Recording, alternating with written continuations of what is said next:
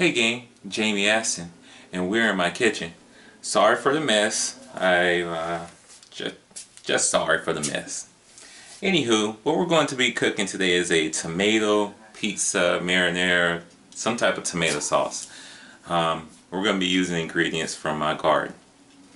Number one, we're using the Early Girl tomatoes, and we're using the Cherokee Purple tomatoes. I didn't let them get all the way purple, but they've been ripening up in the house. So it's time to cook them. We're also going to be using basil, some of the basil leaves I've been growing. We have basil. And what did not come from my garden, but is fresh, garlic. So what we did was I already started and I decided to wake you all up. So we have some olive oil in this pan, and we have about 3 or 4 cloves of garlic. They're really small, some of the smaller ones, but it's about 3 to 4 cloves of garlic in here, and just a little salt and pepper. What we're doing to the tomatoes is we're cutting them up, and I'm kind of blending them up in my bottle blender. I don't really have a food processor yet, and I don't really want it pureed. I just want it cooked down, cut up some. So we're gonna go ahead and finish getting the rest of these tomatoes put down, and then we'll cut on back to okay. So what we have here again is we have the garlic and olive oil, just a little salt and a little pepper.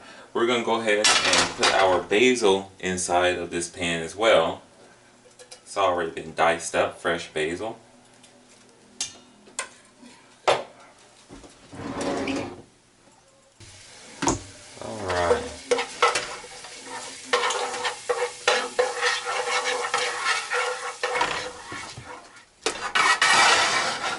Put that back on.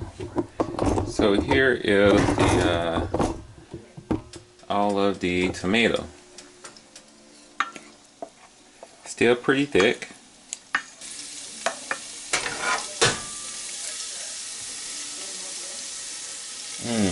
Smells good, smells good, smells good. Go ahead and pour our tomatoes in.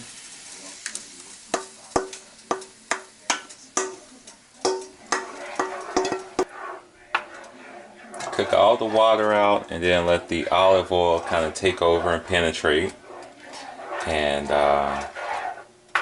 just further reduce and just get good for us.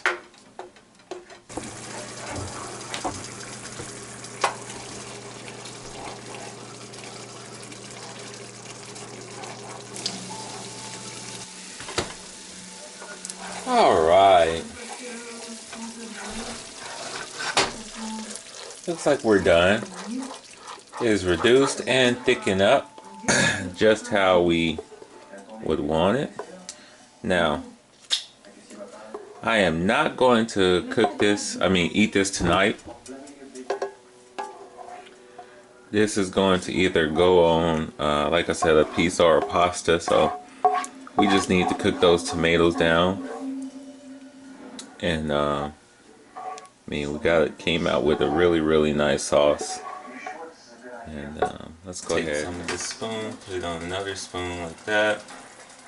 And I have seasoned it with just a few other things.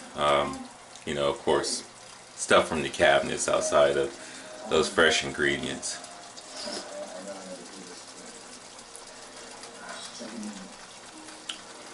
I taste the sweet tomato.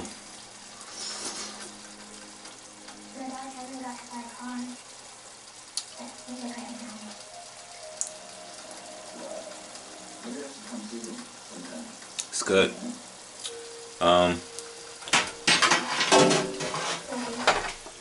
We're just gonna put this away and store it away in some jars and stuff like that. But probably when I cook it for the next round, we're gonna add mushrooms, or you know, all the whatever thing that we're gonna be eating, whether it's meat or you know, bell peppers or anything like that. If it's for pizza or pasta, whatever it is that's going to be, we'll add those ingredients at that time. But for now, this is done, and it is a really good sauce that you could just about do with anything. And I'm pretty doggone proud that I took some tomatoes and turned it into something that A lot of times we go to the store and buy in a jar or a can. You know, being able to take something organically grown, you know, from my own garden and cook down to something like that I'm used to eating very much processed, you know, that is a huge, huge big deal to me. I'm proud. I am very, very proud of this moment. Another stone unturned and a gem and goodies found underneath it. And I mean, man, you know, you all just keep on exploring out there, you know, and I guess for even some of you who maybe you watch me, maybe you don't, you know, but this is in the kitchen episode. You know, one of the things about me, I don't just have one hobby, from fishing or cooking or gardening or riding a bike or anything. This is all my life. Everything is intertwined.